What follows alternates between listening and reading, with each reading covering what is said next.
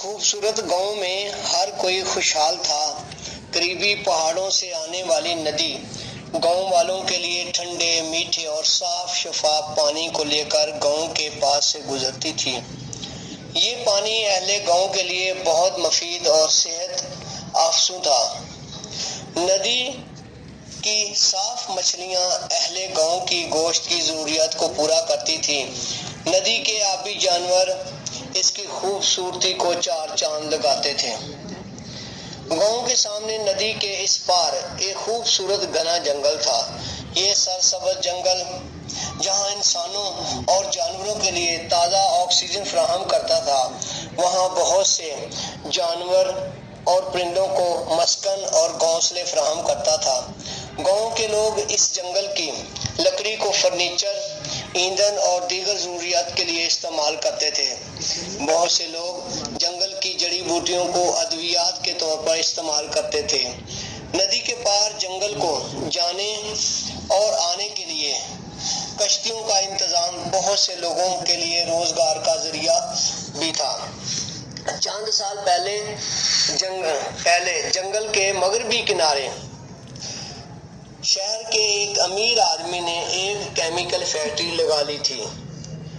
قریبی پہاڑی کے دامن سے نکلنے والا کوئلہ بغیر ریفائن کیے اس فیکٹری میں استعمال ہونے لگا، جس کے باعث فیکٹری سے خارج ہونے والے دھوئیں، جس میں کاربن مونو آکسائڈ، کاربن ڈائی آکسائڈ، نائٹروجن تھی، نے گاؤں والوں کے لیے سانس لینا مشکل کر دیا تھا۔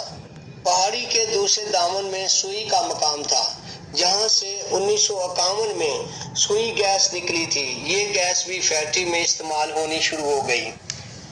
کچھ سال پہلے فیکٹری کے مالک نے مزید فیکٹری کے یونٹ لگانے اور رہائشی کالونی اور کچھ زرعی رقبہ بڑھانے کے لیے دور دور تک جنگل کاٹ ڈالا، یعنی ڈیفارسٹیشن کر ڈالی۔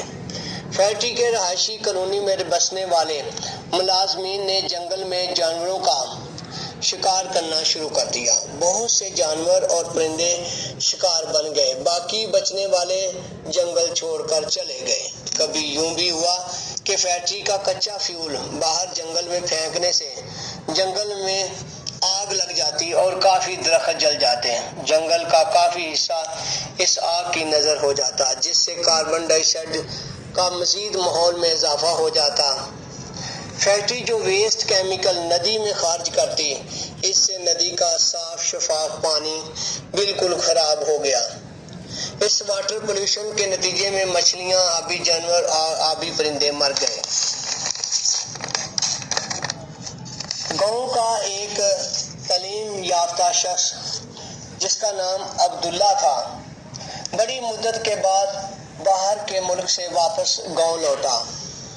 گاؤں والے رشتہ داروں کے لیے جہاں بہت سے تحائف لایا، وہاں وہ بالوں کو لگانے والے شیمپو بھی لایا۔ جب یہ شیمپو استعمال کیے گئے تو اس شیمپو سے کلورو فلورو کاربن گیس پیدا ہوئی، جس نے اوزون کی تہہ کو بہت متاثر کیا۔ عبداللہ اپنے ایک پرانے دوست ہندو مندر کے متولی کے بیٹے رام داس کو ملنے کا ارادہ کرتا ہے۔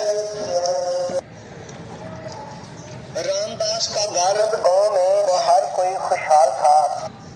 رام داس کا گھر پہاڑی پر بالکل مندر کے پاس ہے۔ عبداللہ الگ صبح اپنے ایک دوست کے ہمراہ گاؤں سے باہر جانے کے لیے نکلتا ہے۔ گاؤں کے بالکل پاس گٹروں اور نالیوں کے گندے پانی کے جوہر کے ارد گرد گندگی کے ڈھیر دیکھ کر بہت پریشان ہو جاتا ہے۔ عبداللہ کا دوست بتاتا ہے کہ اس گندگی اور گندے پانی کی وجہ سے پورے گاؤں کا زیر زمین پانی بری طرح پلیوٹڈ ہو چکا ہے۔ دونوں دوست آگے چھوٹی سی کچی سڑک پر روانہ ہوتے ہیں۔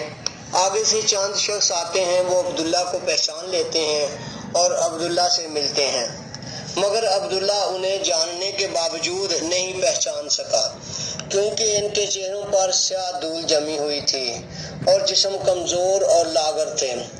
دوست نے عبداللہ کو بتایا کہ یہ لوگ گاؤں کے قریب ایک اینٹوں کے بھٹا پر کام کرتے ہیں جس سے ان کی یہ حالت ہو چکی ہے۔ بھٹا جہاں انسانی صحت کو متاثر کرتا ہے وہاں ایئر پولیوشن پیدا کرنے کا سبب بنتا ہے۔ عبداللہ اور اس کا دوست آگے ندی کنارے پہنچ کر کشتی پر سوار ہوتے ہیں۔ کشتی پر کچھ دوسرے مسافر بھی ہیں۔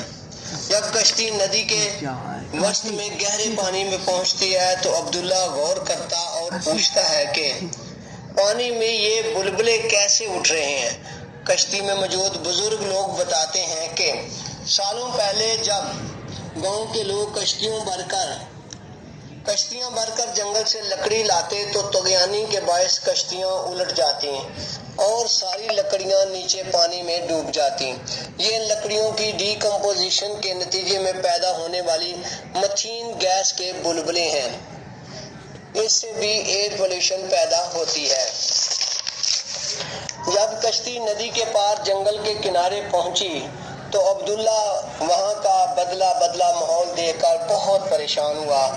کشتی کے مسافروں نے اسے فیکٹری کے مالک، جنگل کی آگ، فیکٹری کے گندے پانی، مچھلیوں، مرغابیوں، پرندوں اور جانوروں کے مرنے کے واقعات، فیکٹری کے گندے دھوئیں اور گندے پانی کی سب کہانی، سب ماجرا کہہ سنایا۔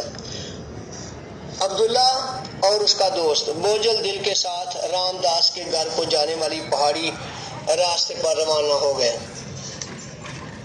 رام داس نے ان دونوں کا پرجوش طریق سے استقبال کیا۔ عبداللہ دیکھ کر حیران ہوا کہ پہلے مندر کے در و دیوار کی چمک دمک قابل دید تھی مگر اب یہ سب خوبصورتی کیسے ختم ہو گئی۔ رام داس نے بتایا کہ مندر کے گنبدوں پر کاپر سلور جیسی میٹل کی تہ چڑھی تھی۔ یہاں پہاڑوں پر اکثر تیزابی بارش یعنی رین ایسڈ ہوتی رہتی ہے جس سے مندر کے گنبدوں کی چمک دمک ختم ہو گئی ہے۔ عبداللہ اور رام داس ایک دوسرے سے غمی خوشی کے ملے جلے جذبات اور تحائف کا تبادلہ کرتے ہیں اور عبداللہ اپنے دوست کے ہمراہ واپس اپنے گاؤں لوٹ آتا ہے۔ اصل میں یہ کہانی ہمیں پولیوشن اور پولیوٹنٹ کو سمجھنے میں مدد دیتی ہے۔ اس خوبصورت گاؤں میں ہر کوئی خوشحال تھا۔ قریبی پہاڑ